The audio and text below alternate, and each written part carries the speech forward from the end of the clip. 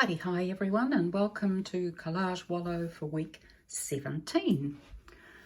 Now I've spent most of this week working on a large collaging image, and I thought at first that, gosh, I don't have much to talk about this week, but when I went and checked the folder there was actually a surprisingly large amount. Anyway, first up for my glue book framed, here is this, something that I really like doing actually is inserting landscape onto clothes. So I've actually done this once before with this image, which I think is probably more successful.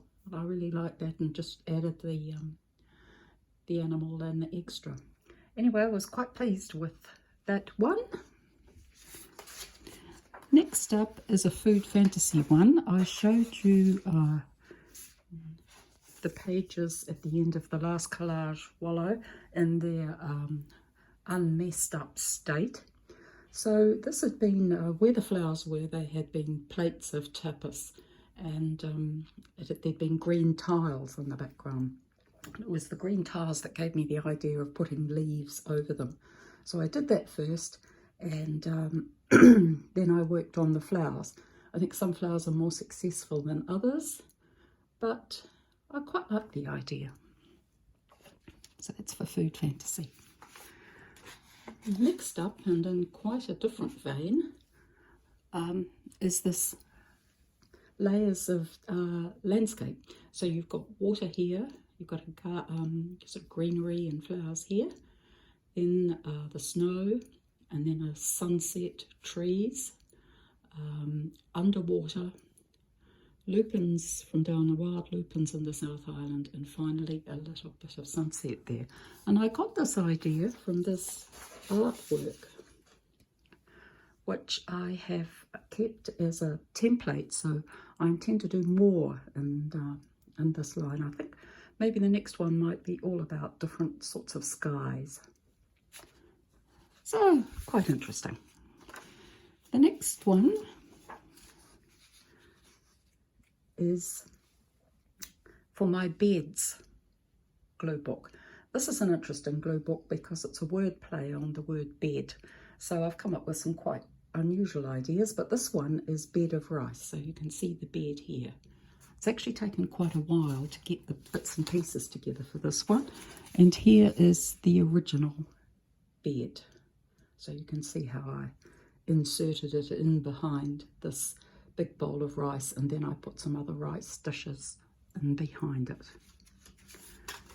Next up over the weekend was working to one of the prompts in my little Facebook group.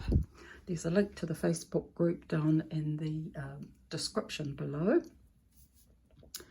And this was very simple. The prompt was take your partner, and I had this really wonderful photo. I think it's somewhere in Europe, but I'm not certain. And I just couldn't think of what to do with her. She was just in the pile of one day inspirational hit me. And then I thought, oh, we'll do something with perspective and put this cute little chap in here with her. Right, now last up has been the big project for this week. This is using cut strips of cut paper from magazines and using text to help with the colour. So I've done a bit of this sort of work before. The first time I did it, I did this landscape here, which was actually a painting that we owned, and we'd sold the painting, and it was really wonderful to do that from a photo of the painting. So I had to do the outline all to scale and pencil and then work with the colours. The next time I did one of these was this. And after doing this, I swore that I would never do a face again. Excuse me. So what I did here was I started with a photo. And then I worked with layers of colour sort of to the photo. And working this way, it looks absolutely dreadful until you get most of the page covered.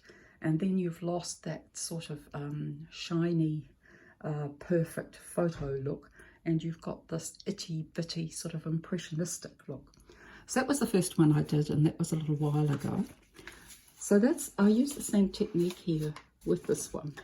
So I've started with the photo, and then I've covered it all with sort of similar colours. And in the original photo she was just wearing plain teal, but I found this wonderful painting with lots of splashes of colour. And it wasn't easy because you're working with lots of blacks and shadows and things, but I think it turned out quite well, and I hope you like it. Now, next week I'm going to continue with some of this cut paper collage, and I'm going to work with some flowers, I hope. And in the Facebook group there will be new prompts up for May, 6 of them. So that'll be a bit of a challenge too. Okay, hope to see you next week. Bye-bye.